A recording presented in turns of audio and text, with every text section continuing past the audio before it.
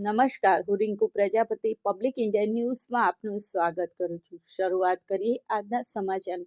વીજ લાઇન પરથી તણખા ઝર્યાને 10 મિનિટમાં 1 લાખથી વધુ પૂળા ખાખ.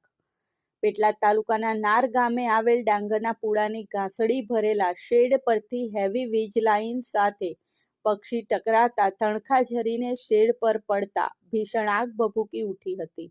પેટલાદ, બોરસદ, ખંભાત અને આણંદ ફાયર બ્રિગેડની ટીમો પહોંચી ગઈ હતી. જોકે 10 મિનિટમાં 1 લાખથી વધુ પૂળા સળગીને ખાખ થઈ ગયા હતા. બપોરે કોઈ મજૂરો ન હોવાથી કોઈ જાનહાનિ થવા પામી નથી.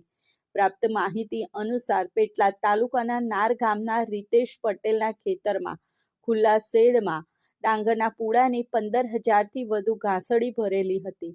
આ શેડ પરથી હેવી વોલ્ટની વીજ લાઇન પસાર થાય છે.